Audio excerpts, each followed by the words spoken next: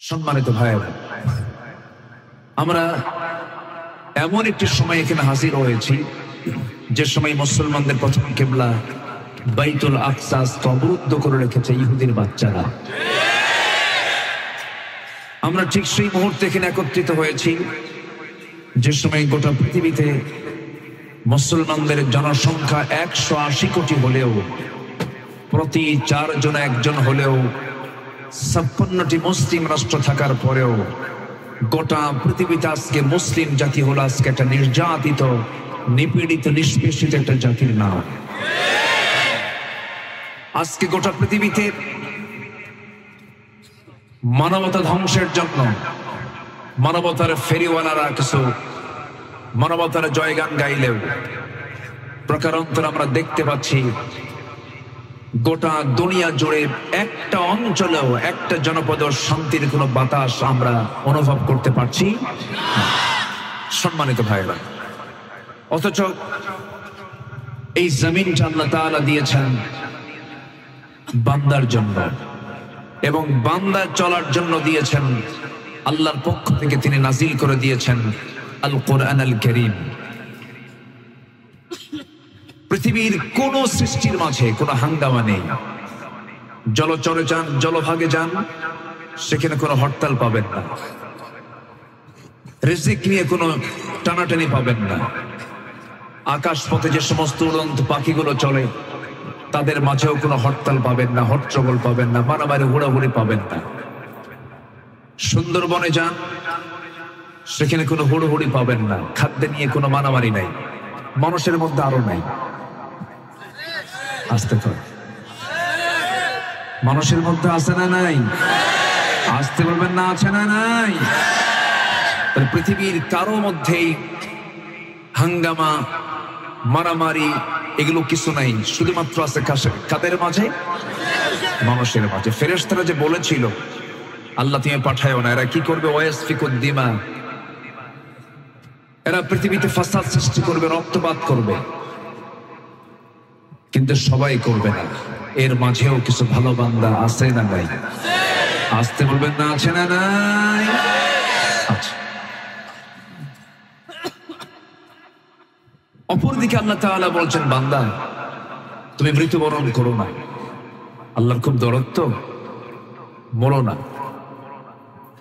কেন মরবো না? আল্লাহ তাআলা বলছেন ওয়ালা তামুতুন্না ইল্লা ওয়া আনতুম মুসলিমুন, মুসলমান না হয়ে মরো না। যেরকম সুবহানাল্লাহ। আমার প্রতি আল্লাহর দরদ কম না বেশি? আরেক আয়াতে আল্লাহ রাব্বুল আলামিন বলেন ইয়া আইয়ুহাল্লাযীনা আমানু ইত্তাকুল্লাহা ওয়াল তানজুর নাফসুম মা قدمت لغد واتقوا الله إن الله خبير بما تعملون جنبنا الله أكبر। হে ইমানদারেরা, তোমরা আমি আল্লাহ আমাকে ভয় করো এবং লক্ষ্য রাখো আগামী দিনের জন্য, পরকালীন জীবনের জন্য তুমি কি পাঠাচ্ছ, কি আমল পাঠাচ্ছ। বান্দা তুমি যা কিছু করো সমস্ত খবর কিন্তু আমি আল্লাহ আমার কাছে সব জানা হয়ে যায়। আমার বন্ধুগণ, আরেক জায়গায় আল্লাহ রাব্বুল আলামিন বলেন যুইনা লিন-নাসি হুব্বুশ শাহাওয়াতি মিনান নিসাই ওয়াল বানিনা ওয়াল কানাতিরিল মুকান্তারাহ من الذهب والفضة والخيل المسومة والأنعام والحرث ذلك متاع الحياة الدنيا والله عنده حسن المآب جربنا الله أكبر। মানুষের জন্য মোহগ্রস্ত, আকর্ষণীয় করা হয়েছে, সুসজ্জিত করা হয়েছে 6টা জিনিসকে। আল্লাহ রাব্বুল আলামিন 6টা জিনিসের নাম বলে দিলেন, নারী দিয়ে শুরু করলেন। নারী লিন-নাসি হুব্বুশ শাহাওয়াতি মিনান নিসা ওয়াল বানিনা ওয়াল কানাতির, সন্তান সন্ততি, পঞ্জীভূত স্বর্ণরৌপ্য, চিহ্নিত অশ্ব, ফসলাদি, এগুলোকে আমি তোমাদের জন্য আকর্ষণীয় করে দিয়েছি, তবে জেনে রেখে দিও এই যে সম্পদের প্রতি যে আকর্ষণ, সন্তানের প্রতি যে আকর্ষণ, নারীর প্রতি যে আকর্ষণ, এই সমস্ত আকর্ষণের চাইতে আল্লাহু ইনদাহু হুসনুল মাআব, আল্লাহর কাছে ফিরে যাওয়াটাই হলো উত্তম প্রত্যাবর্তন স্থল। জোরে বলি সুবহানাল্লাহ। সবাই আমরা একদিন আল্লাহর কাছে ফিরে যাব। কেউ তো বাঁচার জন্য আসে নাই, সব দুনিয়া থেকে একদিন বিদায় হয়ে যাব। আল্লাহ রাব্বুল আলামিন নিজেই বলছেন, কুল্লু মান আলাইহা ফান ওয়া ইয়াবকা ওয়াজহু রাব্বিকা যুল জালালি ওয়াল ইকরাম। আওয়াজ দিয়ে সবাই বলুন, ফাবিআইয়ি আলা'i রাব্বিকুমা তুকাযযিবান। জোরে বলুন আল্লাহু আকবার। দুনিয়ার সমস্ত কিছু ফানা ফানা হয়ে যাবে, টুকরো টুকরো হয়ে যাবে, ডিস্ট্রয় হয়ে যাবে। কেবলমাত্র শুধুমাত্র যিনি ঠিক থেকে যাবেন তিনি আমার কে? আরো জোরে কে? আরো জোরে কে? আল্লাহ ঠিক থেকে যাবে। পৃথিবীতে কত রাজা আসলো, কত বাদশা আসলো, আল্লাহ কাউকে ন্যাংরা মশা দিয়ে বিদায় করলেন। আল্লাহ কাউকে পানিতে চুবায়া মারলেন, মারেন নাই? মারেন নাই? কত পাওয়ার তাদের, চিন্তা করা যায়। আমার জাতির পিতা ইব্রাহিম আলাইহিস সালামকে নমরুদ আইন পাশ করে তাকে আগুনের মধ্যে ফেলেছিল, আগুনের ভিতরে। এত বড় জুলুম সে করেছিল, শেষ পর্যন্ত নমরুদকে মরতে হয়েছে জুতার বাড়ি খায়া আর ন্যাংরা মশার কামড় খায়া। এই ফেরাউন তার ক্ষমতাকে পাকাপোক্ত করার জন্য তার স্ত্রীকে পর্যন্ত ছাড়ে নাই। আসিয়া আলাইহিস সালামকে সে করাত দিয়ে চিরে দুই টুকরা করে দুনিয়া থেকে শহীদ করে বিদায় করেছিল, শুধুমাত্র পাওয়ার, ক্ষমতা। আল্লাহ তাআলা সেই ফেরাউনকে দীর্ঘ হায়াত দেওয়ার পরেও 1600 বছর কম কথা না, শেষ পর্যন্ত আল্লাহ তাআলা তাকে চুবিয়ে মেরেছেন দরিয়ায়। সে আল্লাহ বুঝে নাই? সে আল্লাহ বুঝে নাই? আজকেও যারা এই দুনিয়াতে ক্ষমতাকে পাকাপোক্ত করার জন্য যারা রাতকে দিন করছেন, দিনকে রাত করছেন, ন্যায়কে অন্যায় বানাচ্ছেন, অন্যায়কে ন্যায় বানাচ্ছেন, আপনারা জেনে রাখবেন, টুডে এন্ড টুমরো ফেরাউন, নমরুদ, হামানকে আল্লাহ তাআলা যেমন করে শেষ করেছেন, আজকেও যারা হত্যা রাজনীতি করছে তাদের পরিণতিও ঠিক ওই কায়দায় হবে। ওই সমস্ত বাতিলদের মোকাবেলা করতে রাজি আছেন কারা কারা?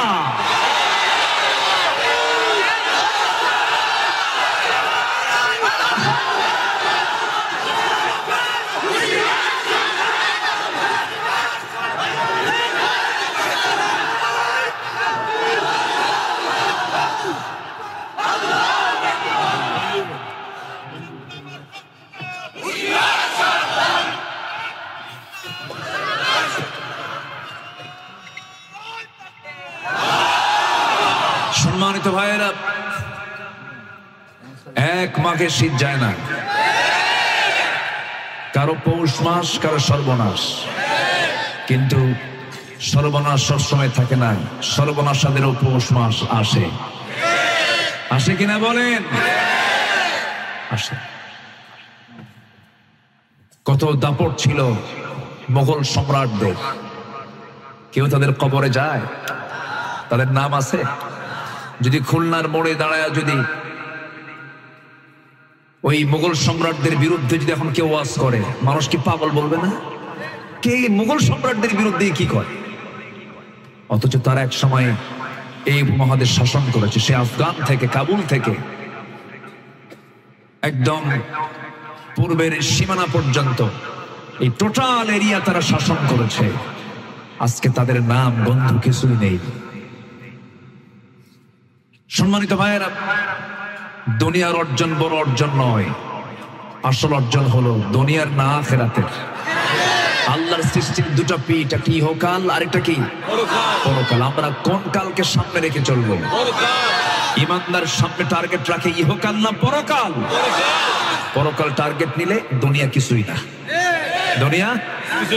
আর যদি মনে করি পরকাল নাই, তাহলে তোর জন্য দুনিয়ায় সবকিছু। এরকম পাবলিক তো আমার দেশে নাই। আসতে বলবেন না, আছে না নাই? আমরা আখিরাতকে সামনে রেখে চলবো। জোরে বলি ইনশাআল্লাহ। অনেক কথা আছে, আস্তে আস্তে করে বলি। আমাকে সময় দিচ্ছেন তো নাকি? বলি আলহামদুলিল্লাহ। আল্লাহ তাআলা তার রাসূলকে কেন পাঠালেন? আমার রাসূল কি শুধু হুজুর ছিলেন? আমরা তো হুজুর মানে বুঝি কি জানেন? 5 ওয়াক্ত নামাজ পড়ানো, কোরআন শরীফ শেখানো, আর কেউ দোয়া চাইলে দোয়া করা, আর কি, আর বাচ্চা কাচ্চা পেশাব করলে একটু ফোন দেওয়া। এই তো আমার হুজুর। কি আমার রাসূল কি এরকম হুজুর ছিলেন? এরকম মনে হয় আপনাদের? আমাদের কি এরকম করে রাখতে চায় একটা পক্ষ? ইমাম তো কর্মচারী নয়, ইমাম তো বিচারপতির পদ। আমি গত সেপ্টেম্বর মালয়েশিয়া গিয়েছিলাম, আমার সেমিনার ছিল। সেই সেমিনারে প্রোগ্রাম করলাম, কয়েকদিন থাকলাম। সেই দেশের প্রধানমন্ত্রী ডক্টর আনোয়ার ইব্রাহিম, একটা দেশের প্রধানমন্ত্রী, তিনি জুমার খুতবা দেন। যিনি মুসলিমদের লিডার হবেন, এটা মাথায় রাখবেন, যিনি মুসলিমদের লিডার হবেন তার 1 নম্বর যোগ্যতা হতে হবে তিনি নামাজেরও লিডার হবেন। যে মুসলিম নেতা নামাজের দায়িত্ব পালন করতে পারে না, সে মুসলিমদের নেতা হতে পারে না, সে অযোগ্য নেতা। আবার আমাদেরকে বলে হুজুররা জানে কি? আমরা কি বুঝি না? আমরা সিয়াসিতে পড়ছি, বুখারী, মুসলিম, তিরমিজি, নাসাই, মিশকাত। মিশকাত নাকি সিয়াসিত? বুঝলেন? 15 বছর ধরে গান গাইল সংসদে, এমন ফাটাইছে আর ফাটানোর সুযোগ নাই, শেষ। ফিউজ কি হয়েছে?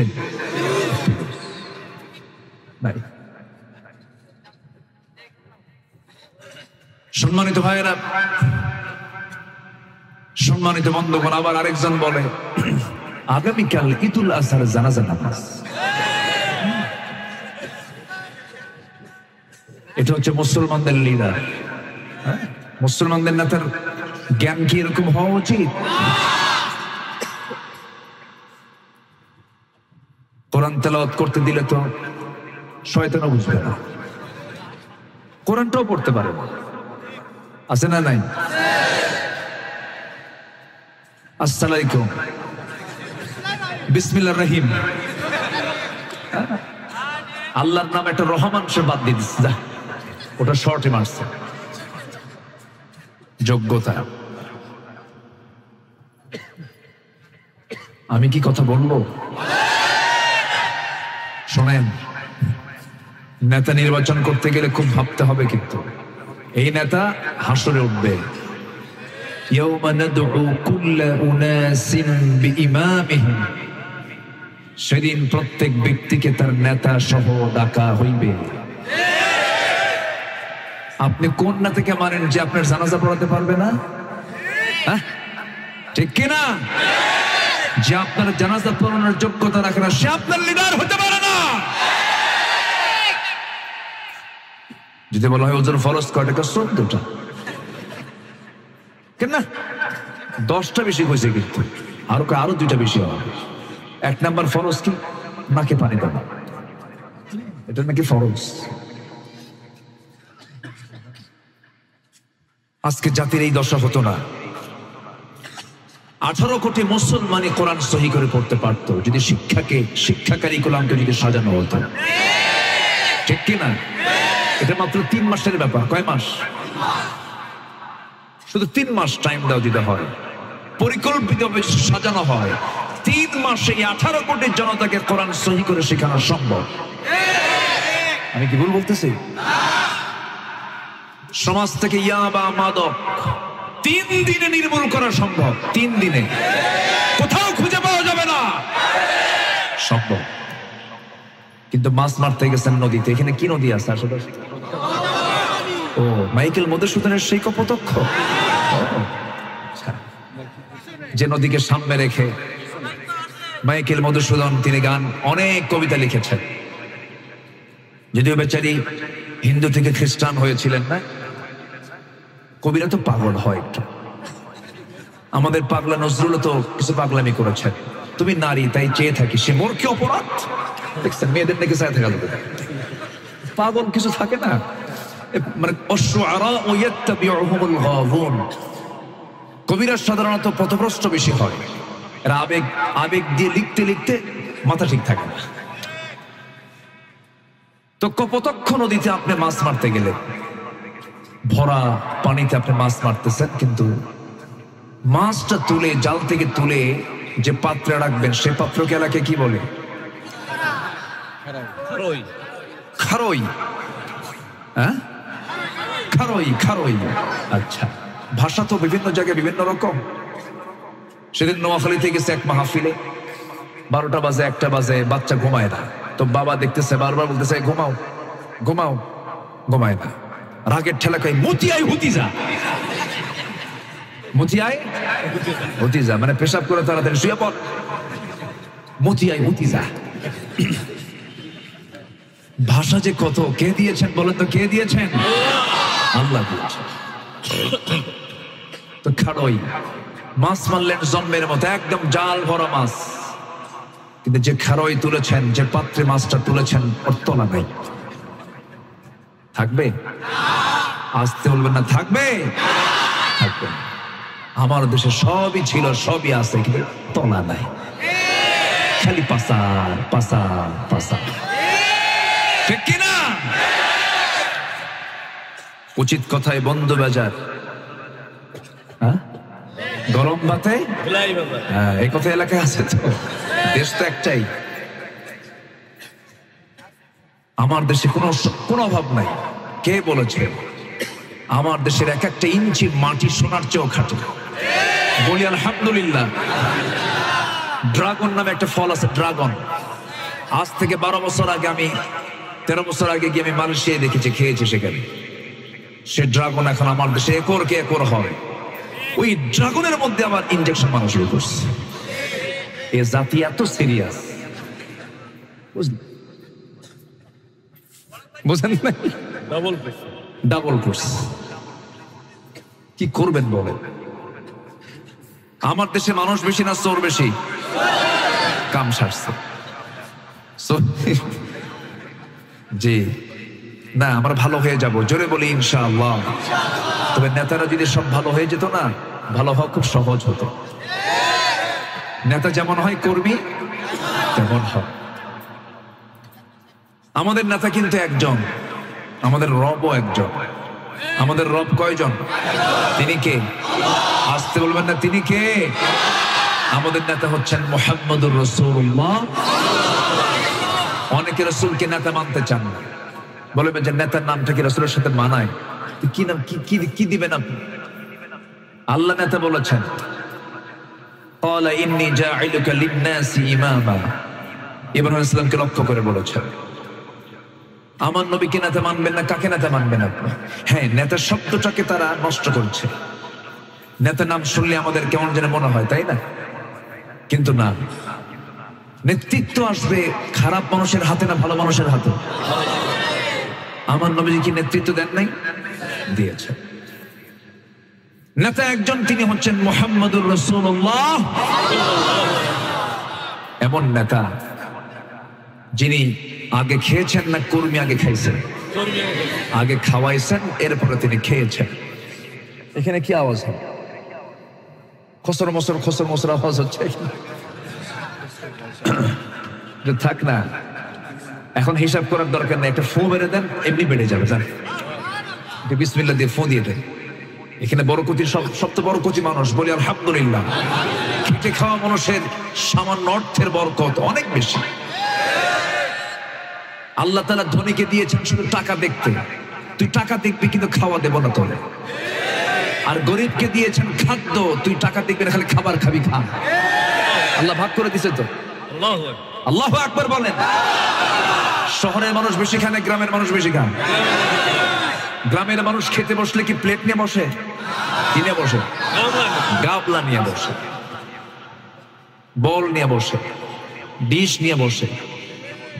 কিন্তু শহরের লোক বসে হলো ফাঁকিবাজি প্লেট নিয়ে, তলাই নেই, এরকম সময় প্লেট নিয়ে বসে। নাস্তা কি? মুলা দিয়া। মুলা কি দিয়ে বলেন তো? মুলা দিয়ে আবার নাস্তা হয়, বুঝেন না? বসে পিএস কে ডাক দিয়ে বলে, কয়েক হাজার কোটি টাকার মালিক, গ্রুপ অফ ইন্ডাস্ট্রিজ এর মালিক। পিএস এসে বলে, স্যার কালকে তো ডাক্তার চেক আপ করছে, কি হাফ কেজি আঙ্গুর সামনে রেখে দিচ্ছে, সেখান থেকে বলছে স্যার সর্বোচ্চ একটা, এর উপরে হাফ, দুটো আঙ্গুর খাওয়া যাবে না। দেড়টা খায় আর চায় থাকে, আহারে পোড়া কপাল আমার। বুঝতেছেন কি?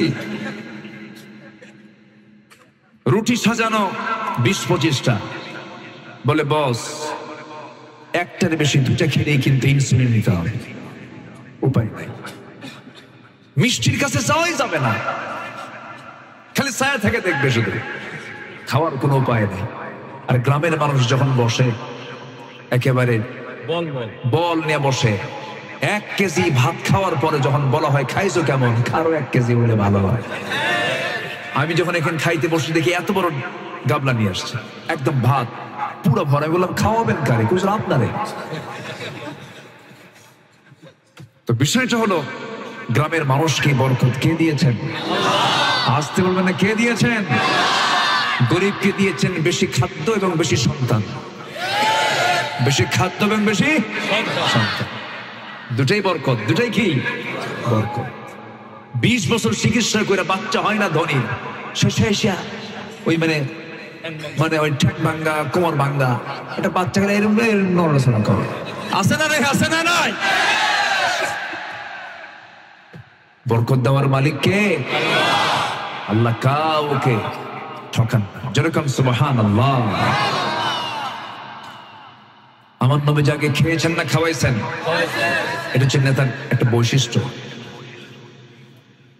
আমার নবীজির সারা জীবন তার মিশনটা ছিল একটাই, রাসূলকে আল্লাহ রাব্বুল আলামিন কেন পাঠালেন? মোলায়েতের দিকে আস্তে আস্তে করে চলে যায়। মহান রাব্বুল আলামিন বলেন, হুয়াল্লাযী আরসালা রাসূলাহু বিল হুদা ওয়া দীনিল হক লিইয়ুযহিরাহু আলাদ-দীনি কুল্লিহি ওয়া কাফা বিল্লাহি শাহীদা। সূরা সাফের ভিতর আল্লাহ রাব্বুল আলামিন একই আয়াত বলেছেন, শুধু আয়াতের শেষে একটু অন্য মিল দিয়ে শেষ করেছেন। হুয়াল্লাযী আরসালা রাসূলাহু বিল হুদা ওয়া দীনিল হক লিইয়ুযহিরাহু আলাদ-দীনি কুল্লিহি ওয়ালাউ কারিহাল মুশরিকুন। জোরে বলুন আল্লাহু আকবার। তিনি সেই মহান প্রভু, তিনি সেই মহান সত্তা, যিনি তার রাসূলকে প্রেরণ করেছেন, দ্বীনে হক দিয়া দুনিয়াতে পাঠিয়ে দিয়েছেন। এই দ্বীনে হককে তিনি কি করবেন? যেন তিনি গোটা দুনিয়ার লিইয়ুযহিরাহু আলাদ-দীনি কুল্লিহি, শুধু একদিন নয়, দুনিয়াতে যত দিন আছে, ইসলামের বিপরীত যত দিন জীবন বিধানগুলো আছে, ইসলামের বাইরের যত বিধানগুলো আছে, এটাও দিন, কিন্তু এটা বাতিল দিন। কি দিন? বাতিল দিন। ইসলাম ছাড়া এই পৃথিবীতে আরো 70 থেকে 80টি মানব রচিত মতবাদ আছে। 70 থেকে 80টা মানব রচিত মতবাদ গুলো আছে, মানুষ তৈরি করেছে সমস্ত মতবাদ গুলো। এই সমস্ত মতবাদের উপরে হে রাসূল, আমি আপনাকে আল্লাহর দিনকে, আমার দিনকে বিজয়ী করার জন্য আমি আপনাকে দুনিয়াতে পাঠাইছি। তাহলে আল্লাহর দিনকে বিজয়ী করার জন্য রাসূলকে লিডার করে পাঠিয়েছেন কে? আল্লাহ। আসতে বলবেন না, কে? তিনি কি একা করেছেন? তার সাথে আরো লোক ছিলেন। তাদেরকে কি বলে? তাদেরকে কি বলে? নিঃসন্দেহে সাহাবারা সম্মানিত। সাহাবীদের সম্মান নিয়ে কোনো কথা বললে আমাদের গায়ে লেগে যায়। বলা যাবে না। কিছু কিছু জায়গায় কলম চলে না, কিছু কিছু জায়গায় কলম চলে না। সাহাবীরা নবীর সংস্পর্শে থাকা মানুষ, সাহাবীরা নবীর সঙ্গে লেগে থাকা মানুষ, পরীক্ষিত ব্যক্তি তারা, এবং তাদের সম্মান, তাদের মর্যাদা আল্লাহর পয়গম্বরদের পরপরই তাদের মর্যাদা। কিয়ামত পর্যন্ত চেষ্টা করে ওকে কোন ইউনিভার্সিটি ওমরের মতো একজন ছাত্র বের করতে পারবে? আবু বকরের মতো, ওসমানের মতো, আলীর মতো পারবে না। অতএব কিছু কিছু জায়গায় গিয়ে কলম চলে না, কলম না চালানি ভালো, কলম না চালানোই ভালো। আকলমান ইশারা বা আশাত, সচেতন ব্যক্তির জন্য ইঙ্গিতটাই যথেষ্ট। এই বিষয়ে নিয়ে একটু তুল কালাম হচ্ছে, একটু টক টক হচ্ছে বিভিন্ন জায়গায়। আমি আবার আমার মূল লক্ষ্য কি জানেন? আমার মনটা কাঁদে, আমার দিলটা কাঁদে। আজকে যদি আলেমদের প্ল্যাটফর্মটা যদি একটা থাকতো, এই জাতি আলেমদের হাতে দেশটা তুলে দিত। আসতে বলবেন না, জোরে বলেন ঠিক কিনা? কিন্তু দুঃখ একটাই জানেন, আপনারা দোয়া চান আলেমদের কাছে, আর আমি আপনাদেরকে বলবো কি জানেন, উল্টা দোয়া আপনারা আলেমদের জন্যই করেন। আলেমদের জন্য আপনারা দোয়া করেন। বুকটা ফেটে যায় জানেন, এ বলে ও কি জানে, ও বলে এ কি জানে, বলে ও ছাগল, ও গরু। দুইজন কি হলো? গরু আর ছাগল হইল। মাঝখান দিয়ে মানুষ তো হাসে। সম্মানিত ভাইয়েরা, সম্মানিত বন্ধুগণ, আজকের এই প্রেজেন্ট ওয়ার্ল্ডের সবচেয়ে বড় চাহিদা হলো মুসলমানদের ঐক্য সৃষ্টি করা। মুসলমানদের কি সৃষ্টি করা? ঐক্য সৃষ্টি করা। ছোট ছোট ভুলভালকে মাথায় না নিয়ে এসে সংসারকে গুছিয়ে তোলার জন্য, সংসারকে এগিয়ে নেবার জন্য আমার আপনার দায়িত্ব হলো সবার আগে আমাদের পরিবারের মধ্যে যেন কোনো ফাটল সৃষ্টি কেউ না করতে পারে। আমরা হানাফি বুঝি না, আমরা হাম্বলি বুঝি না, আমরা মাযহাব বুঝি না, আমরা গরম সুন্নি, নরম সুন্নি, আহলে হাদিস বুঝি না, আহলে হাদিস মুহাম্মদ হানাফি বুঝি না। আমরা বুঝি আমাদের পরিচয় হলো আমরা ইব্রাহিমের সন্তান, আমরা নূহের সন্তান, আমরা আদমের সন্তান, আমরা বিশ্ব নবীর উম্মাহ। এক কথা, আমরা এক হয়ে এই জমিনটা কার? ওই সূর্যটা কার? ওই চন্দ্র কার? আমরা কার গোলাম? অতএব এই জমিন আইন থাকতে হবে কার? দিন বিজয়ী হতে হবে কার? সেই দিন বিজয়ী করার জন্য যদি বুকের তাজা প্রাণ ঢেলে দিতে হয়, রাজি আছেন? রাজি আছেন কারা কারা? হাত উঁচু করে দেখেন মুসলমান।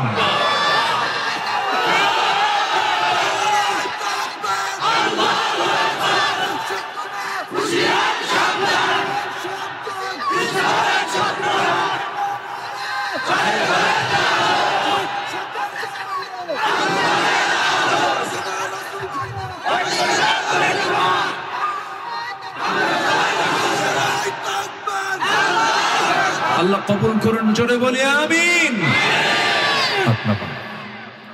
সম্মানিত ভাইয়েরা, তাহলে আল্লাহর দিন পরাজিত থাকবে না বিজয়ী হবে? এই বিজয়ী করার জন্য আমাদেরকে অর্ডার দিয়েছেন কে? আসতে বলবেন না কে? আমার নবীজি শুধু কি দোয়া করেছেন? শুধু কি দোয়া করেছেন না ময়দানে কাজ করেছেন?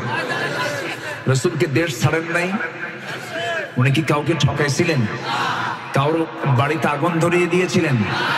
কারো বাড়িতে হানা দিয়েছিলেন? কাউকে খুন করেছিলেন? কোনদিন কাউকে কটু কথা বলেছিলেন? তাহলে দেশ ছাড়লেন কেন? হিজরত করলেন কেন? রাতের আধারে ঘর থেকে বের হলে কাবার দিকে তাকান, নিজের বাড়ি থেকে বের হওয়া কিন্তু সহজ না, একটু ভাবতে হবে।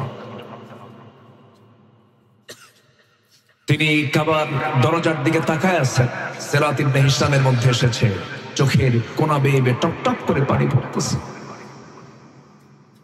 আর বলতেছেন, হে কাবা, জীবনের 53টি বসন্ত তোমার সঙ্গে কাটালাম,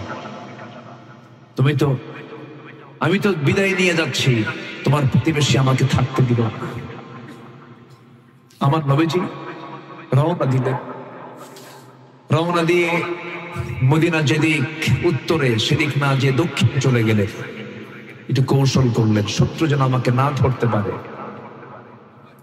জাবেলে সূরে গিয়ে আশ্রয় নিলেন। 3টা দিন 3টা রাত, ইতিহাস সবার জানা আছে। লাইট নাই, আলো নাই, বাতাস নাই, খাবার নাই, বিছানা নাই। বিশ্বের সেরা মানুষ, যার জন্য আল্লাহ তাআলা আসমানের দরজা খুলে দেন,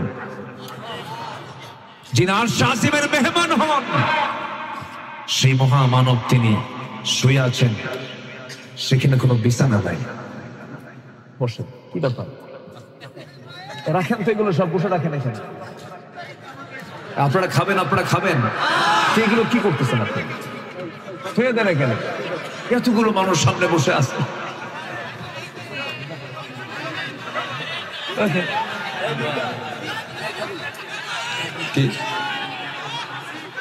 আমি কি আলোচনা চালাবো? এই শোনেন, এই যে কমিটির ভাইরা, এই মঞ্চটা হলো একটা লাইভ জায়গা। এখানে শুধু আমি তো না, এখানে যারা থাকবে এরাও এক একটা মাহফিলের ভূমিকা পালন করছে। আপনারা এমন কিছু করবেন না যে আপনার দিকে তাকায় থাকে মানুষ, এটা ঠিক না। একটু বসেন। এতগুলো মানুষকে সামনে রেখে কি খাওয়া যায়? করছে কি এগুলো?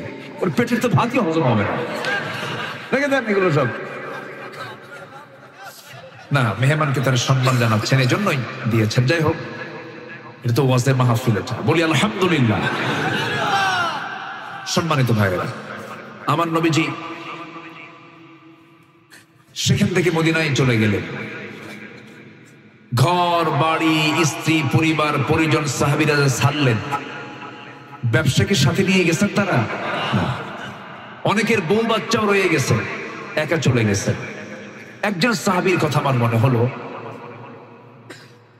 আবু সালমা রাদিয়াল্লাহু তাআলা আনহু। উনি সকালে উঠে শুনতে পারলেন যে রাসূল নাই। উনি সোজা স্ত্রীকে বলেন, স্ত্রী আমার, রাসূল তো নাই, মক্কায় থাকবা না, চলেন আমরা দুজন মিলে চলে যাই, একটা বাচ্চাও আছে।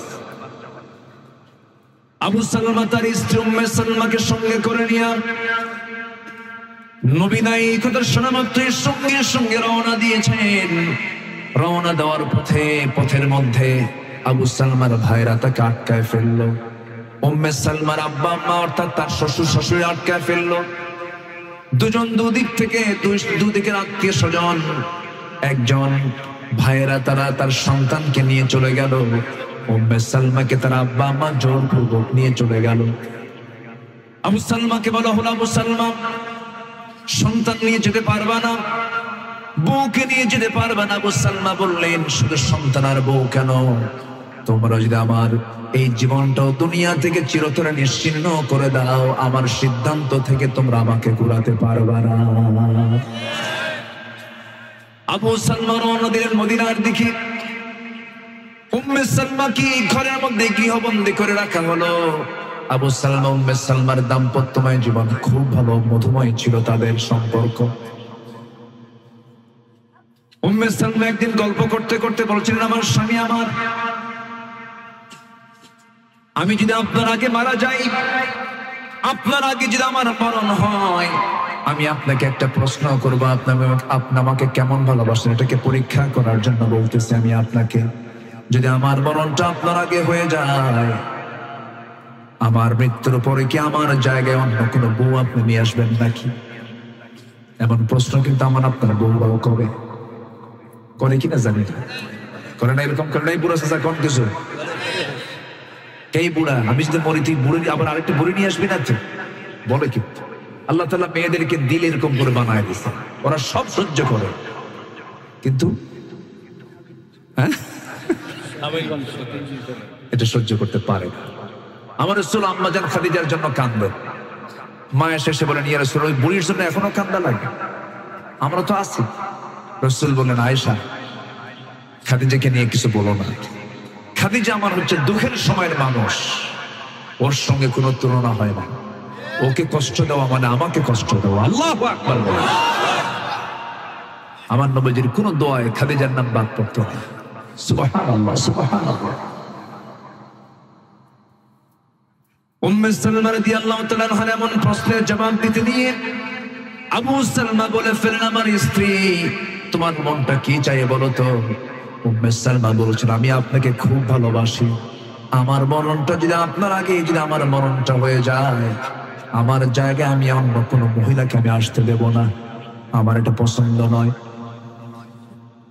আবু সালমা বললেন, আমার স্ত্রী উম্মে সালমা তোমার যদি এমনটাই নিয়ত হয়, তুমি যদি এমনটাই চাও যে এমনটা হয়ে যায়, আমার আগে তুমি যদি দুনিয়া থেকে বিদায় হয়ে যাও, আমি যদি বউহারা হয়ে যাই, সামান্য এই ক্ষুদ্র জীবনে আমি সিদ্ধান্ত নিয়ে তোমাকে জানিয়ে দিচ্ছি, বাকি জীবনে আর কোন স্ত্রী আমি আমার জীবনে গ্রহণ করব না। তবে আমার স্ত্রী তুমি মন খারাপ করো না, তোমার আগে যদি আমার মরণটা হয়ে যায়, তুমি তো বিধবা হয়ে যাবে, তুমি তো স্বামীহারা হয়ে যাবে, অসহায় হয়ে যাবে। কিন্তু আমার দোয়া তোমার ক্ষেত্রে সেই সময় হলো সম্পূর্ণ উল্টা। তুমি চাচ্ছ আমি যেন আমার কোন স্ত্রী তোমার জায়গায় না নিয়ে আসি, কিন্তু আমি তা চাবো না। আমার চাওয়াটা হলো আমার তোমার আগে যদি আমার মরণটা হয়ে যায়, তুমি যদি বিধবা হয়ে যাও, আল্লাহ যেন আমার চাইতে তোমাকে উত্তম স্বামী একজন জুটাইয়া দেয়। সুবহানাল্লাহ। এর মানে আবু সালমা বুঝাইয়া দিলেন, শোনো, বিধবা যদি হয়ে যায় কেউ, স্বামীটা তার জীবনের জন্য প্রয়োজন হয়ে যায়।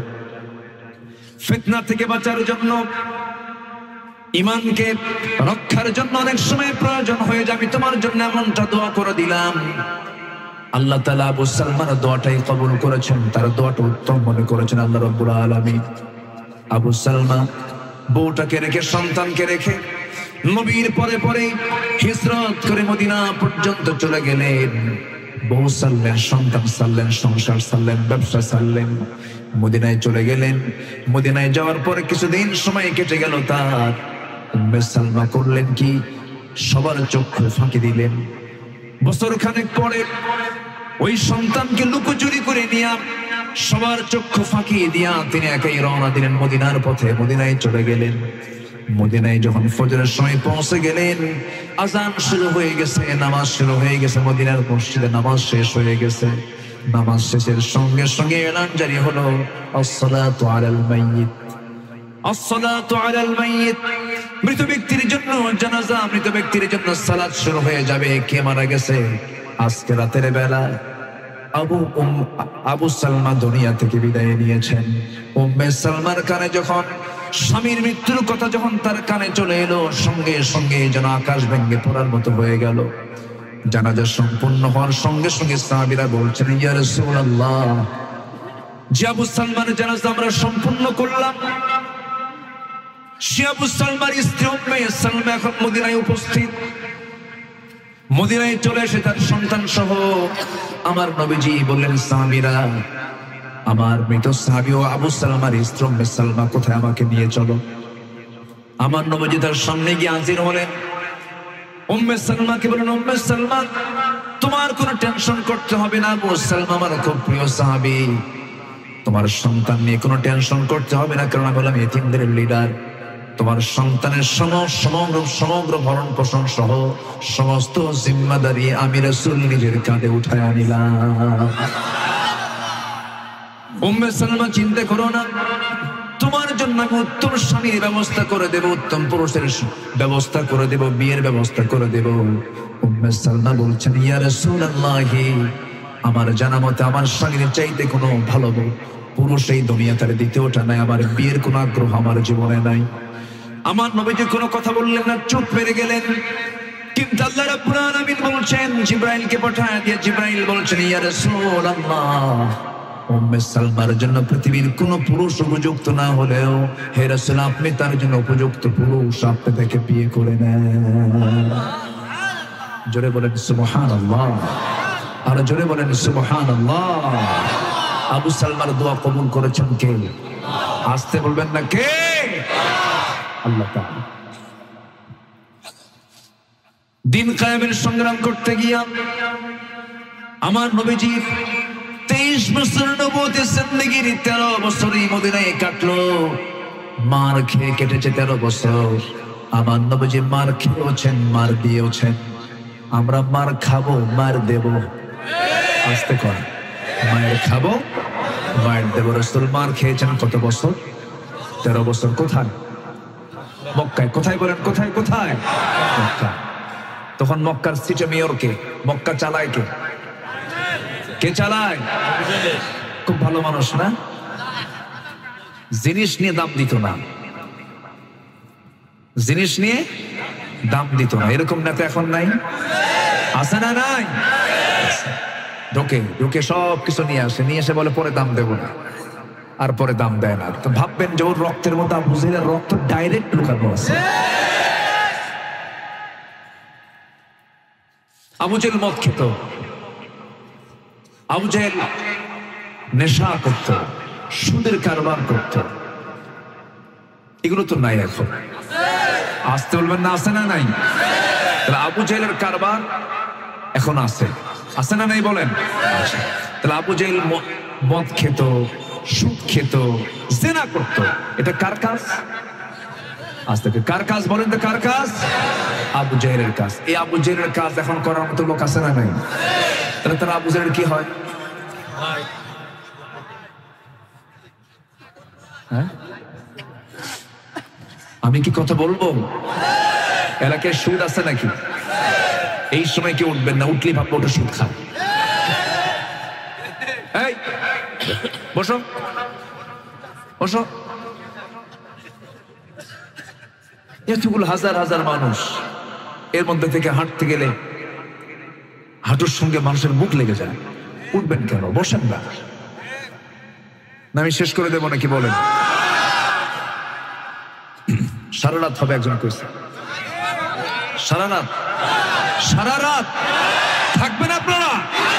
থাকেন, আমি যাই।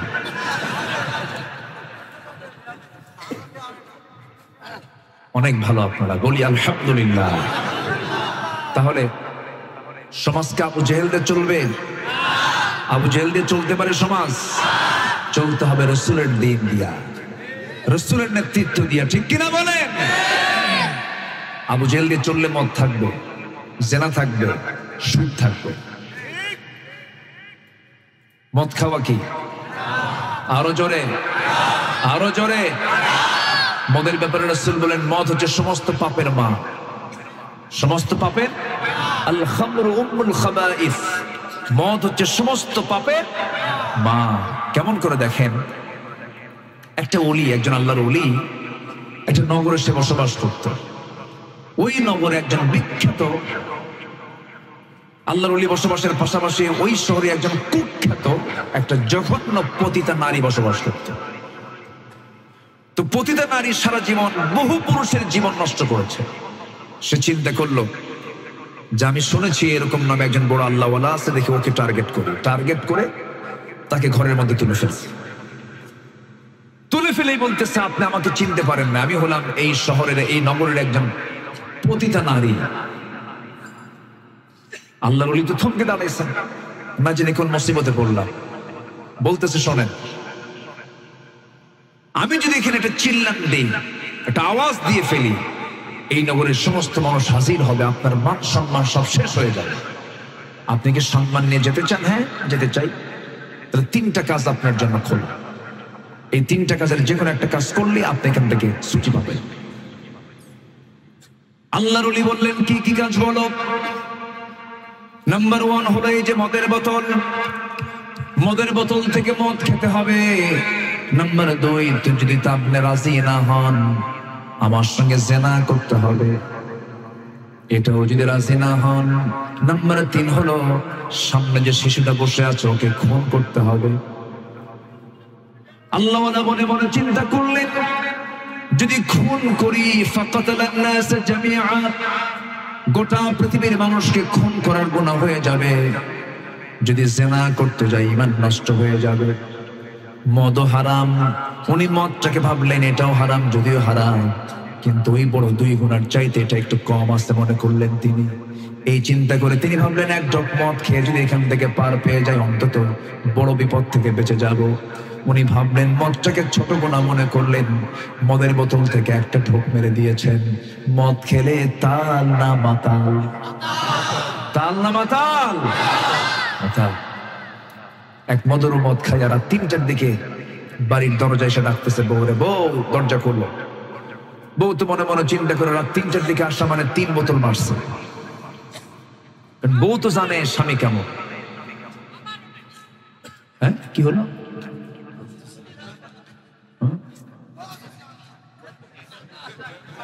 কি হলো? ও আচ্ছা, কাউকে সিগন্যাল দিল মনে হয়। আমি জানি আপনাদের কষ্ট হচ্ছে মনে হয়। খোলা আকাশ, বসে আছেন ঠান্ডার ভিতরে, কারো কোনো আপত্তি নাই তো বলেন? বলি আলহামদুলিল্লাহ। চাচা, আপনি আমাকে কি বলছিলেন তখন ভুলে গেছেন? বলতেছি আমি, হ্যাঁ আমার মনে হয়েছে, আপনাকে দেখেই কথাগুলো মনে হয়েছে। সম্মানিত ভাই, কষ্ট পাচ্ছেন না তো আপনারা? রাত 3টার দিকে বউ যখন শুনলো স্বামী ডাকে, বউ তো জানে আমার স্বামী কেমন। এই জন্য রাসূল বলেছেন, যদি ভালো হতে চাও বউয়ের কাছে ভালো হও। এবং নারীকে বললেন, নারী তুমি যদি ভালো হতে চাও স্বামীর কাছে ভালো হও। যে স্বামীর কাছে ভালো সেই বান্দি আল্লাহর কাছে ভালো, আর যে স্ত্রীর কাছে ভালো সেই বান্দা আল্লাহর কাছে ভালো।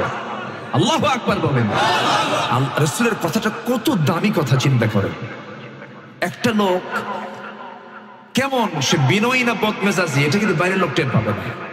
এটা টের পাবে কি দূরের লোক না কাছের লোক? কাছের। এই জন্য নিজেদের কাছে আমরা ভালো হব বেশি বেশি, জোরে বলি ইনশাআল্লাহ। আপনি যত বড় হুজুর হন না কেন, বইয়ের কাছে কিন্তু হুজুর হওয়া খুব কঠিন ব্যাপার। আপনি যত মাপের, যত বড় মাপের আপনি চেয়ারম্যান হন না কেন, বইয়ের কাছে কুলায় না। তো তুমি কত বড় চেয়ারম্যান আমার জানা আছে, বসো। কথা বোঝেন নাই? এক কথাই শেষ। আচ্ছা বলেন তো, চেয়ারম্যান বলো না চেয়ারম্যানের বউ বলো? বলেন কে বড়? কে? চেয়ারম্যানের বউ বড়? বই তো বউ। এক রাজা কে না বইয়ের কথা না শুনে বলে? সবাই তো বইয়ের কথা শুনে। আপনি শোনেন না? শোনেন। আপনি শোনেন না? আমিও শুনি তো, উপায় নাই, সবাইকে শুনতেই হবে। আমার রাসূল শুনেছেন, বলে আলহামদুলিল্লাহ। না শুনে সংসার হবে কেমন? হবে না তো। এক রাজা প্রজার মাঝে ঘোষণা করছে, যে প্রজা বইয়ের কথা শুনে তাদেরকে একটা করে ডিম দেওয়া হবে, আর যে প্রজা বইয়ের কথা শুনে না তাদেরকে একটা করে ঘোড়া দেওয়া হবে। তো গোটা দেশে ফরমান জারি হলো, সকাল থেকে বিকেল পর্যন্ত বইয়ের কথা শুনে না এমন লোক খুঁজে পাওয়া যাচ্ছে না। সবাই একটা করে ডিম নিয়ে যাচ্ছে। বিকেলের দিকে এক পাবলিক এসে বলে, রাজামশাই জীবনে বইয়ের কথা শুনি নাই। রাজা বলতেছে, যা আস্তাবল থেকে তুই একটা ঘোড়া নিয়ে চলে যা। সে করছে কি, একটা কালো ঘোড়া নিয়ে চলে গেছে বাড়িতে। বউ বলে, এই ঘোড়া পাইলা কোথায়? কে? পুরস্কার পাইছে। কে? রাজা দিছে। তো পুরস্কারের ঘোড়া আবার কালো হয়? কোনো কালার হলো? লাল টকটকে একটা ঘোড়া নিয়ে আসো, যাও। কি কথা কি বুঝতেছে? ঘোড়া নিয়ে আবার চলে গেছে রাজ দরবারে, কি বল, রাজা মশাই ঘোড়া তো হলো না কেন? কালো হয়েছে, লাল হলে ভালো হয়। কিন্তু এই পরামর্শ দিল কে? কে? বউ আমার শিখানো। রাজা কয়, ঘোড়া তুই আর ডিম নিয়ে যা। সন্ধ্যার পর রাজা নিজেই রাজ দরবারে ছেড়ে এখন অন্দরমহলে ঢুকছে। অন্দরমহলে ঢুকে বউর সামনে দাঁড়ানো। বউ মুস্কি মুস্কি হাসি মেরে বলল, রাজা মশাই পাইছেন কি? পাইছেন? বইয়ের কথা শুনে নাকি? পাইছিলাম একটা, কিন্তু তাও দেখি বইয়ের কথা শুনে। রানী বলছে, রাজা মশাই অতএব এরকম বৈষম্য আচরণ করা যাবে না। যারা বইয়ের কথা শুনবে তাদেরকে দিবেন একটা করে ডিম, যারা শুনবে না তাদেরকে দিবেন একটা করে ঘোড়া। এটা বেশি কম বেশি হতো। অন্তত যারা বইয়ের কথা শুনে তাদেরকে ডিম না দিয়ে 5 কেজি করে চাল দেন। আচ্ছা ঠিক আছে, তোমার কথা আমি মানলাম। পরের দিন সকালবেলা মন্ত্রী পরিষদ বৈঠকে রাজা মশাই বলে, শোনো, ডিম যাদেরকে দেওয়া হচ্ছে, যারা বইয়ের কথা শুনে, এদেরকে ডিম না দিয়া 5 কেজি করে চাল দেওয়া হোক। খাদ্যমন্ত্রী দাঁড়ায় বলে, রাজা মশাই এই পরামর্শ আপনাকে দিল কে? বউ আমাকে শিখিয়ে দিল। কি কথা কি বুঝতেছেন আপনি? বউ ছাড়া কি উপায় আছে? উপায়। এজন্য আমরা বউয়ের কাছে ভালো থাকবো, জোরে বলি ইনশাআল্লাহ। এবং বউ থাকবেন স্বামীর কাছে ভালো, ওই পরিবারের রহমত নাজিল করবেন কে? আল্লাহ। আমার বন্ধুগণ, রাসূল যা বলেছেন সেটাই কল্যাণের কথা বলেছেন। রাসূল যে সুন্নাহগুলো দিয়েছেন সেটাই বরকতের জন্য দিয়েছেন। আমার বন্ধুগণ, আল্লাহ তাআলা যা হারাম করেছেন তার মধ্যে কোনো কল্যাণ নাই। মদ খাওয়া হালাল না হারাম? হালাল না হারাম? মদ খেতে তাল না মাতাল? দরজায় ডাকতেছে, দরজা খুলছে, বউ এখন দরজা খুলতেছে যখন, তখন সাথে নিয়ে গেছে বড় ছেলেকে। বাবা তুই সাথে আয়, তোর বাপ তো মদ খাইছে, না যেন আমার থাপ্পড় মারে কিনা, ওর তো মাথাটা ঠিক নাই। বড় ছেলেকে সাথে নিয়ে দরজা খোলা মাত্রই লাল টকটকা চোখ নিয়ে বউয়ের দিকে তাকায় আছে। মদ খেলে মদখোরের কি লাল হয়? কি লাল হয় বলেন? এটা হচ্ছে মদ খাওয়ার চিহ্ন। আল্লাহ মদখোরের চিহ্ন দিছে কোথায়? চোখে। আর বিড়িখোরের চিহ্ন দিছে কোথায়? ঠোঁটে। খা, তোর ঠোঁট সিল মেরে দিলাম আর তোর চোখ সিল মেরে দিলাম, যা।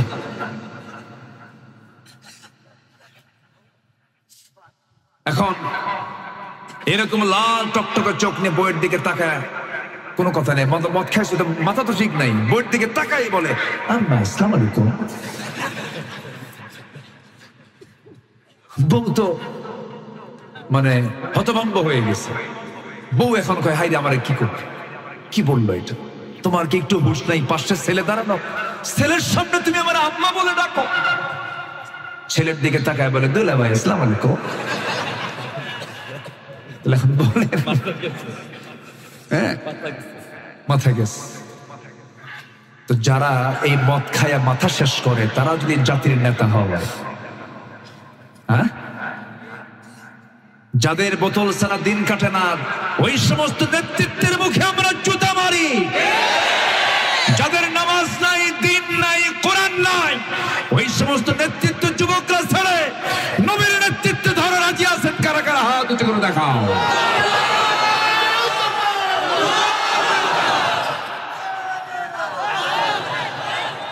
আমার নেতা তোমার নেতা, আমার নেতা তোমার নেতা। নারায়ে তাকবীর। সব দুর্বল হয়ে গেছেন, দুর্বল হয়ে গেছেন। রোজা আসি নাই, তাতে যে অবস্থা।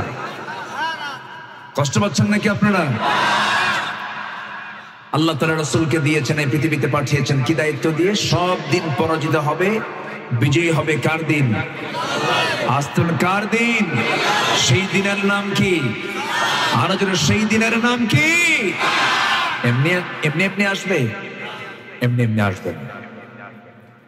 এই দিন বিজয়ী করতে গিয়ে আমার নবীজিকে বদর পাড়ি দিতে হয়েছে, উহুদ পাড়ি দিতে হয়েছে, খন্দক পাড়ি দিতে হয়েছে, হুনাইন পাড়ি দিতে হয়েছে।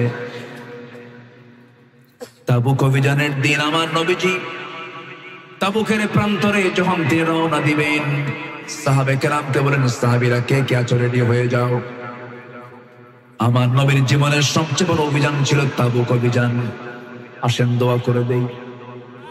ওই যে ওঠে কেন? ধরেন তো, ধরেন তো। ও আচ্ছা আচ্ছা, ঠিক আছে। বেশি রাত হয়ে গেছে, আসলে 12:15 বাজে। আমি কি করি বলেন তো? আমি তো চিন্তায় পড়ে যাচ্ছি। মা বোনরা মাহফিল আছে নাকি? মা বোনরা মাহফিল আছে? বলি আলহামদুলিল্লাহ। আমার আর একটা অভ্যাস কি জানেন? লোকজন একটু উঠতে নিলে আমার আলোচনা হেরে যায়। একটু বসেন, আর আধা ঘন্টা সর্বোচ্চ আমি সময় নিলাম। একটু করজোরে মেরুতে জানাচ্ছি, একটু বসেন, মেহরবানি করে বসেন। আমার নবীজি তার জীবদ্দশায় ৮৬টা যুদ্ধ পরিচালনা করেছেন। কয়টা বলেন তো? 10 বছরে ৮৬টা। 10 বছরে কয়টা বলেন? তাহলে গড়ে বছরে কয়টা হয়?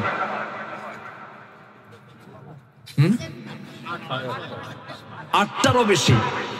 তাহলে বছরে 8টারও বেশি যুদ্ধ করেছেন মুহাম্মদ সাল্লাল্লাহু আলাইহি ওয়াসাল্লাম।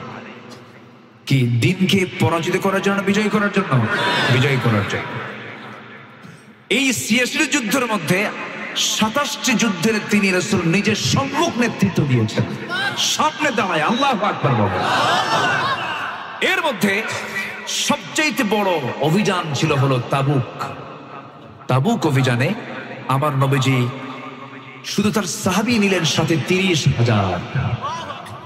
বলেন কত হাজার সাহাবী? বলেন 30,000 সাহাবী। সাহাবীরা হলেন 30,000, কম কথা না কিন্তু। 30,000 সাহাবী সাথে নিলেন। যখন তিনি রওনা দিবেন বললেন কে কে কি দিবা বলো। দানের স্তূপ উঠে গেল একদম। আব্দুর রহমান ইবনে আউফ তিনি 2 বস্তা সোনা আনলেন। কয় বস্তা? 2 বস্তা। কিন্তু তিনি মদিনায় এসেছিলেন খালি হাতে। কি হাতে বলেন তো? খালি হাতে। মক্কায় তার বিশাল ব্যবসা ছিল, সেই ব্যবসা বউ বাচ্চা থুইয়া একদম খালি হাতে চলে আসছেন মদিনায়। নবীজি একদিন তাকে দেখে কেঁদেই ফেলেন, বলেন আব্দুর রহমান আমি তোমার ব্যবসা দেখছি মক্কায়, এত সম্পদ তোমার ছিল, কয়েক হাজার কোটি টাকার মালিক তিনি ছিলেন, তিনি আজকে মদিনায় ফকির হয়ে আসছেন। রাসূল কেঁদে ফেললেন, বলেন আব্দুর রহমান দেখি আমি আমার আনসার সাহাবীকে বলি। একজনকে ডাক দিয়ে বলেন তুমি দেখো তো তাকে। তিনি নিয়ে গিয়ে 2টা খেজুর বাগান দেখায় বলেন ভাই এই 2টা খেজুর বাগানের মালিক আল্লাহ পাক আমাকে বানিয়েছেন, যেটা পছন্দ সেটাই আমি আপনার নামে দলিল করে দেবো। জানতে আমি জানি মদিনার কোন মেয়ের বাবা আপনার সঙ্গে বিয়ে দেবে না। আল্লাহ তাআলা আমাকে 2টা স্ত্রী দিয়েছেন, একটা স্ত্রীকে তালাক দেব, আপনি তাকে বউ বানিয়ে নেবেন। জানেন? আল্লাহু আকবার বলেন। ওয়াল্লাযীনা মাআহু আশিদ্দাউ আলাল কুফফারি রুহামাউ বাইনাহুম। আল্লাহু আকবার। আমাকে সময় দিচ্ছেন না তো আপনারা, আমি একটু শর্ট করে নিয়ে আসতেছি। হ্যাঁ বলি আলহামদুলিল্লাহ। আমার বন্ধুগণ আনসার সাহাবী মুহাজিরকে বলছেন ভাই রে 2টা বউ আমার, একটা বউ তালাক দেব, তুমি তাকে বউ বানায় আনিবা, তোমার তো যৌবন আছে, তোমার তো বিয়ে দরকার। 2টা খেজুর বাগান, একটা খেজুর বাগান আমি তোমার নামে দলিল করে দেব, নিয়ে নাও। খুব খুশি হলেন, খুব খুশি হলেন। আব্দুর রহমান ইবনে আউফ বললেন ভাই রে আমি তোমার খেজুর বাগানও নেব না, তোমার বউ তালাক দেওয়া লাগবে না, আমাকে একটা বাজার দেখায় দাও, সামান্য কিছু বিজনেস করব। বিজনেস শুরু হয়ে গেল। বিজনেস করতে করতে তিনি কয়েক রতি সোনা কামাই করলেন, বিয়েও করে নিলেন। বিয়ে তো জরুরি জিনিস। যে সমাজের যুবকরা বিয়েতে আগ্রহ নেয় না, আগ্রহ হারায় ফেলে, সেই যুবকগুলো ঠিক নাই। আল্লাহু আকবার নাকি?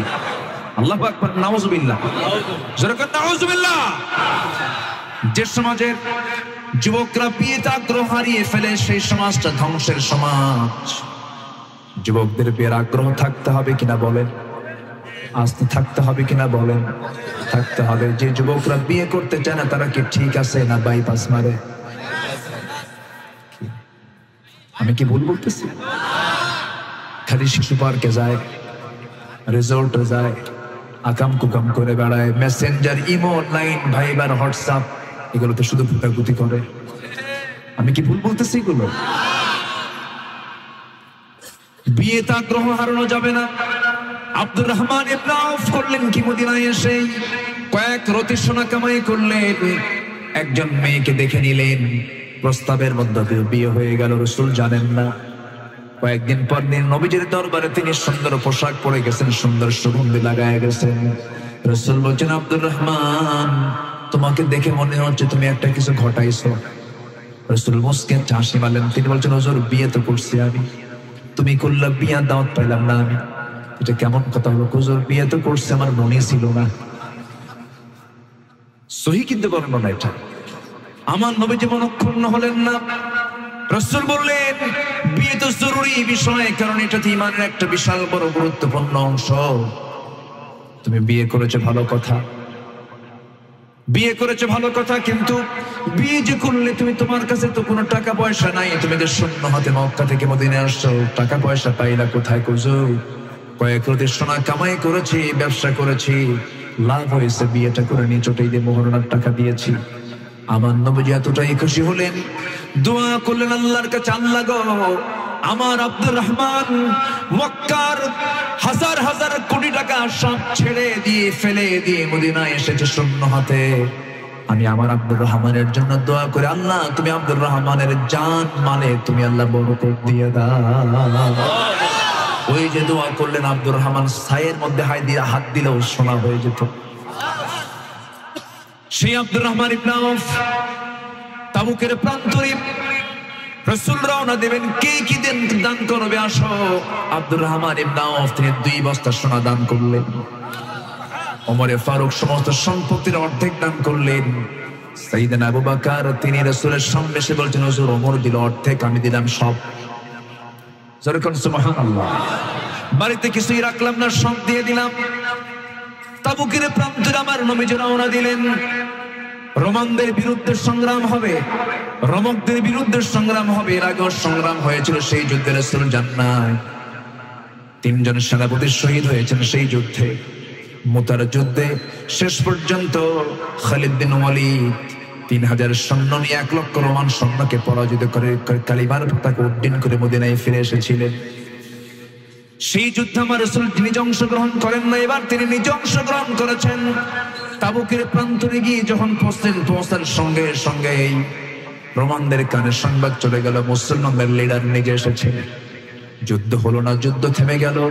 বিনা যুদ্ধে আমার নবীজি তাবুক প্রান্তর থেকে আবার তিনি ফিরে আসলেন, মদিনার মসজিদে বসে থাকলেন। বসে আছেন এমন সময় 3 জন সাহাবী, এই 3 জন সাহাবীর একজন সাহাবী তার নাম কাব বিন মালিক, নবীর সামনে দাঁড়িয়ে আস্তে করে বললেন, হুজুর আপনার সঙ্গে আমার কিছু কথা আছে, আমাকে কথা বলার সুযোগ দিবেন নাকি? হ্যাঁ বলো, কি বলবে?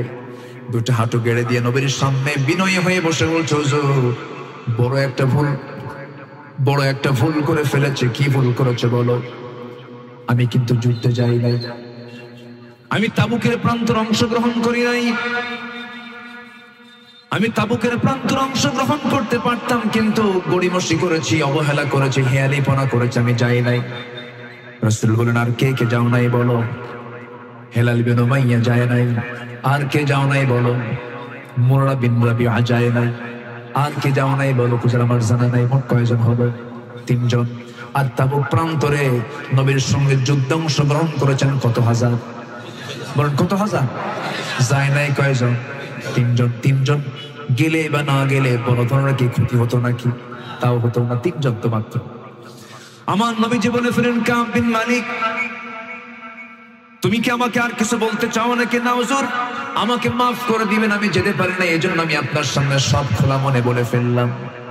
রাসূল বলেন, তুমি এখন আমার সামনে থেকে চলে যাও।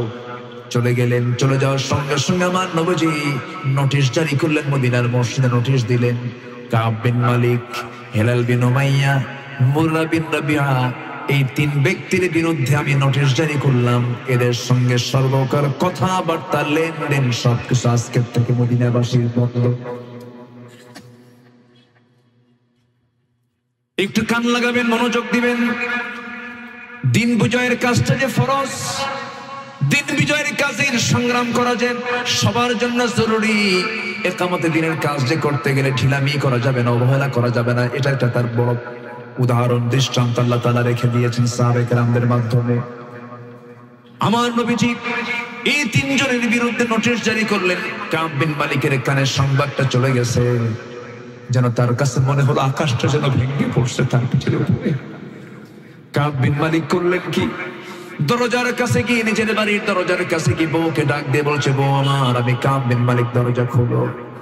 দরজার কাছে এসে বলছে, আমি আপনার স্ত্রী হই, আপনার বাড়ি, আপনার ঘর, আমি দরজা খুলতে বাধ্য, কিন্তু আমার স্বামী একটা কথা বলে দিচ্ছে আপনাকে, আমি দরজা খুলে দেবো আপনাকে ঢোকার জন্য, আর পিছনের দরজা দিয়ে বের হয়ে যাব, কারণ যে ব্যক্তিকে আল্লাহ রাসূল বয়কট করে আমিও তাকে বয়কট করতে বাধ্য হলাম। আল্লাহু আকবার বলবেন না? সম্পর্ক সব হবে কার জন্য? সম্পর্ক সব হবে রাসূলের জন্য, আল্লাহর জন্য। স্বামীকে বাদ দিয়ে দিলেন। কাব বিন মালিক মনে মনে চিন্তা করলেন, ভিতরে ঢুকলে তো আমার বউ চলে যাবে। তিনি আর ভিতরে ঢুকলেন না। দরজা থেকে তিনি আবার বের হয়ে আসলেন। বইয়ের কাছে দাম পেলেন না, কারণ রাসূল যাকে দাম না দেবে তাকে কোন ইমানদার দাম দিতে পারে না। সামনে দেখতে পেলেন ছোট্ট 2টা বাচ্চা, 11 বছর 13 বছরের ফুটন্ত গোলাপ, তার নিজের সন্তান কাব বিন মালিকের সন্তানগুলো সামনে খেলাধুলা করে। বাচ্চাগুলোকে ডাক দিয়ে বলছেন, আমার সন্তানগুলো এইদিকে আয় রে। সন্তানগুলো বলে, যাবো না। কেন আসবি না? আমার কাছে একটু আদর করি। যে লোকটাকে রাসূল বয়কট করেছে সে আমাদের বাপ না, সেই বাপকে আমরা দাম দেই না, সেই বাপকে আমরা বাপ বলবো না, আপনি যান। চিন্তা করেন, সন্তানরা বলতেছে, না না, তোমার আদর আমরা চাই না, কারণ রাসূল তোমাকে বয়কট করে ফেলেছেন, তোমার আদর আমরা নেব না। সঙ্গে সঙ্গে কাব বিন মালিকের কাছে আরো বুকটা সারসার হয়ে যাচ্ছিল, খান খান হয়ে যাচ্ছিল। সেজদায় পড়ে পড়ে কাঁদেন, সময়গুলো পাড়ি দাঁড়ায় তওবা করেন কার কাছে? আসতে বলবেন না, কার কাছে? আল্লাহর কাছে। ওইদিকে হেলাল বিন উমাইয়া রাদিয়াল্লাহু আনহুর বয়স 70 বছর পার হয়ে গেছে। 70 বছরের চামড়াগুলো কুঁচকে গেছে। নবীর চাইতে বয়সে বড়, নবীর চাইতে বয়সে বড় হেলাল বিন উমাইয়া। এই সাহাবী যখন শুনতে পেলেন নবীজি তার বিরুদ্ধে বয়কটের ডাক ডেকেছেন, তিনি করলেন কি? ঘরের মধ্যে থেকে একটা দড়ি হাতে নিলেন। দড়ি হাতে নিয়ে মদিনার মসজিদের সামনে একটা খুঁটির সঙ্গে দড়িটা বেঁধে দিলেন। বেঁধে দিয়া নিজের হাত দুটো স্বেচ্ছায় বেঁধে ফেললেন আর বলছেন, হেলাল রে, তোর মতো বড় কপাল বান্দা দুনিয়াতে না। নবী যার বিরুদ্ধে বয়কটের ডাক দেয়, হাতটা বেঁধে রাখলেন দীর্ঘদিন পর্যন্ত। তাফসীরে আসছে তাদের হাতে তার বাঁধনের জন্য তার হাত পর্যন্ত ঘা হয়ে গিয়েছিল। সালাম দেন হেলাল বিন উমাইয়া, কোন সাহাবী উত্তর নেয় না, বুকটা ফেটে যায়। এরকম করে করে দীর্ঘ একটা সময় যখন পাড়ি হয়ে গেল, মুরারা বিন রাবিয়া 3 নম্বর সাহাবী সেজদায় পড়ে পড়ে কাঁদেন পাহাড়ি গুহার ভিতরে। এই 3 জন ব্যক্তি যে পরিমাণ তওবা করেছেন, কেউ না মাফ করলো, মাফ করে দিয়েছেন আমার আল্লাহ রাব্বুল আলামিন নিজে। যেরকম সুবহানাল্লাহ। ওয়া আলা সালাসাতিল লাযিনা খুলিফু ওয়া আলা সালাসাতিল লাযিনা খুলিফু, সূরা তাওবার ভিতরে এসেছে ওই 3 জন ব্যক্তি যারা যুদ্ধের ময়দান থেকে তারা নিজেদেরকে দূরে রেখেছিল, পিছনে পড়েছিল, তারা সুন্দর করে তওবা করেছেন। সেই তওবা কবুল করেছেন কে? আসতে বলবেন না, কে? আল্লাহ তওবা কবুল করে নিয়েছেন। সঙ্গে সঙ্গে নবীর কাছে যখন রিপোর্ট চলে এলো, জিবরিল আমিন যখন বললেন, হে রাসূল, এই 3 জনকে আল্লাহ তাআলা মাফ করে দিয়েছেন। নবী আনন্দ দেখে কি? আমার নবী আনন্দে আত্মহারা হয়ে গেলেন। নবীজির সঙ্গে সঙ্গে মদিনার মসজিদে তিনি দাঁড়িয়ে বলছেন, ও আমার ওমর, তাড়াতাড়ি এদিকে আসো। আমি কাব বিন মালিককে মাফ করি নাই, কিন্তু আল্লাহ তাআলা তাকে নিজে মাফ করে দিয়েছে। সাইয়েদনা ওমর ফারুক খুঁজতে বেরোলেন কাব বিন মালিককে। দরজায় গিয়ে ডাকতেছে, কাব বিন মালিক, তুমি বাড়িতে আসো নাকি? ভিতরে থেকে বউ বলে, যে লোকের খবর রাসূল রাখে না, সে লোকের খবর আমি তার বউ রাখি না। সাইয়েদনা ওমর ফারুক বলছেন, শোনো, কাব বিন মালিকের বউ, রাসূল আমাকে জানিয়ে দিয়েছেন কাব বিন মালিকের তওবা আল্লাহর দরবারে কবুল হয়ে গেছে, আল্লাহ মাফ করে দিয়েছে। এই ইতিহাসটা আমি কেন টানলাম? এই কিসসা আমি কেন টানলাম? ফাকসুসিল কাসাস।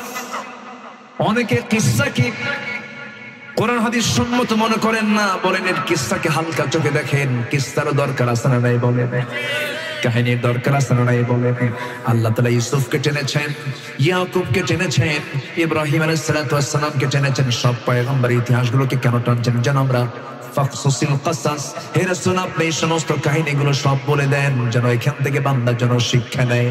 কার কথা? আসতে বলবেন না, কার কথা? আল্লাহর কথা। আমার বন্ধুগণ, এই যে 3 জন সাহাবীর ব্যাপারে রাসূল এত বড় শক্ত সিদ্ধান্ত নিলেন, আপনাদের তওবা কবুল হয়ে গেল, কিন্তু শক্ত সিদ্ধান্ত নিলেন কেন? তাদের কি নামাজ ছিল না? ছিল। রোজা ছিল না? ছিল। সুন্নাত ছিল না? ছিল। দাড়ি ছিল না? ছিল। নামাজ ছিল, রোজা ছিল, হজ ছিল, যাকাত ছিল, দান ছিল, সদকা ছিল, সব ছিল। শুধুমাত্র জিহাদের ময়দানে যেতে একটু গড়িমসি করেছেন, আল্লাহ তাদেরকে পাকড়াও করে ফেলেছে। আমার ভাইয়েরা, এই জন্য দিন কায়েমের ক্ষেত্রে আমরা অলস হব না, এগিয়ে যাব। অলস হব না, এগিয়ে যাব, এগিয়ে যাব। কারণ আল্লাহ নিজেই শর্ত জড়িয়ে দিয়েছেন। সূরা তাওবার 111 নম্বর আয়াতে আল্লাহ রাব্বুল আলামিন বলেছেন, জান্নাত যদি নিতে চাও, জানমাল আমাকে দাও। জোরে বলুন সুবহানাল্লাহ। বিআন্না লাহুমুল জান্নাহ, ইন্নাল্লাহ ইশতারা মিনাল মুমিনিনা আনফুসাহুম ইন্নাল্লাহ ইশতারা মিনাল মুমিনিনা আনফুসাহুম ওয়া আমওয়ালাহুম বিআন্না লাহুমুল জান্নাহ। জান্নাত যদি পেতে চাও, জানমাল দিয়ে দাও। আমি তোমাকে জান্নাত দেব, তুমি আমাকে জানমাল দিয়ে দিবা। কার শর্ত? আল্লাহর শর্ত। আল্লাহ তাআলা বলছেন, আমি রাসূলকে দ্বীনে হক দিয়ে পাঠিয়েছি, যেন তিনি এই দ্বীনে হককে সমস্ত দিনের উপরে যেন বিজয়ী করতে পারেন। ওয়াকাফা বিল্লাহি শাহীদা, সাক্ষ্য দেওয়ার জন্য এটাই যথেষ্ট আল্লাহর কাছে। যেরকম সুবহানাল্লাহ। আমার বন্ধুগণ, সেকেন্ড আয়াত আমি আজকে মনে হয় শেষ করতে পারবো না, তবে আল্লাহ তাআলা এখানে আমার নবীর নামটা কি সুন্দর করে নিয়েছেন, মুহাম্মাদুর রাসূলুল্লাহ। জোরে বলি আল্লাহু আকবার। আমার আল্লাহ তাআলা আমার নবীকে কোথাও কোনো নাম ডাক তিনি কোরআনের কোথাও পাবেন না, বলেছেন ইয়া মুহাম্মদ, ইয়া আহমদ বলে নাম ধরে ডাক দেন নাই, হরফে নিদা প্রয়োগ করেন নাই, কিন্তু হরফে নিদা প্রয়োগ করেছেন অন্যান্য পয়গম্বরের ক্ষেত্রে। বলেছেন وما تلك بيمينك يا موسى يا زكريا يا يحيى خذ الكتاب بقوة।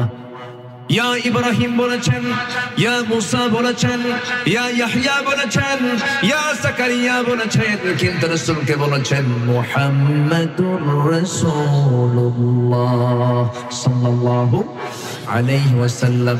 রাসূলকে আল্লাহ তাআলা 4 জায়গায় কোরআনে তার নামটা 4 জায়গায় আসছে। ওমা মুহাম্মাদুন ইল্লা রাসূল قد خلت من قبله الرسل محمد رسول الله الذين معه أشداء على الكفار رحماء بينهم। আর ম্যাক্সিমাম জায়গায় নবীজির গুণবাচক শব্দ প্রয়োগ করে সুন্দর করে তাকে সম্বোধন করে ডাক দেওয়া হয়েছে, ইয়া আইয়ুহান নবী, ইয়া আইয়ুহার রাসূল, ইয়া আইয়ুহাল মুদ্দাথির, ইয়া আইয়ুহাল মুযাম্মিল কুমিল লাইলা ইল্লা কালিলা। নবীর নাম সবচেয়ে বেশি দিয়েছেন কে? আসতে বলবেন না কে দিয়েছেন? কিন্তু সেই নবীর বিরুদ্ধে গালি দেওয়ার মতো কিছু কুলাঙ্গার আমার দেশে আছে না নাই? ওই সমস্ত কুলাঙ্গার গুলো ওই সিলেবাসের মধ্যে ঢুকায় দিছে ট্রান্সজেন্ডার, ঠিক কিনা? শরীফ থেকে শরীফা, এগুলো হাইওয়ান জানোয়ার, এগুলো ঠিক কিনা?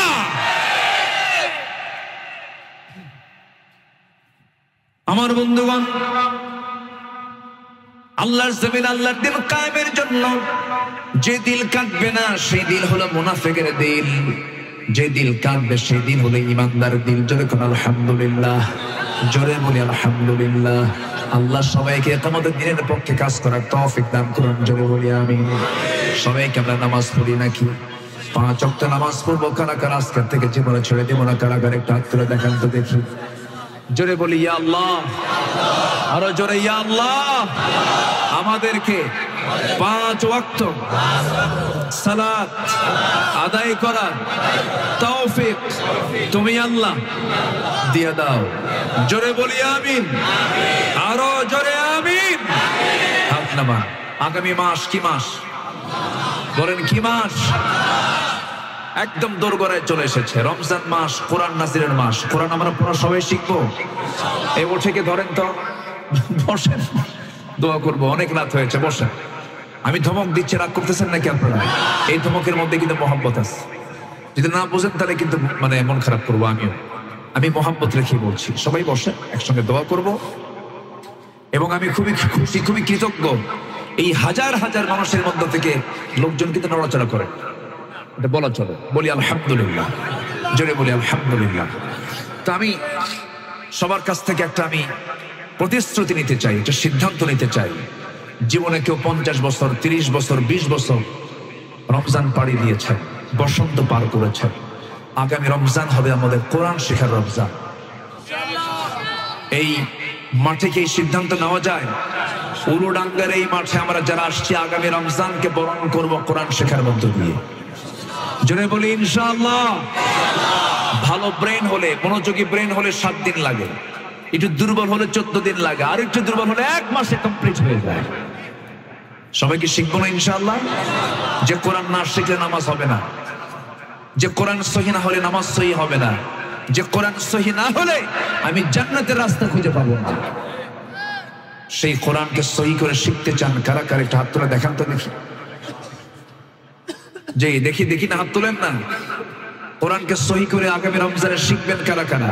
যারা পারেন তারা তো তুলবেন, যারা পারেন না সিদ্ধান্ত নিয়ে একজন চিন্তা করে আগামী রমজান হোক আমাদের কোরআন শেখার রমজান। যদি বলি ইয়া আল্লাহ, আমাদেরকে রমজানে ফরজ মনে করে, জরুরি মনে করে, নামাজের জন্য, জান্নাতের জন্য কোরআনকে সুন্দর করে পড়া, শেখা তৌফিক তুমি আল্লাহ দাও, তুমি আল্লাহ দিয়ে দাও। জোরে বলি আমিন।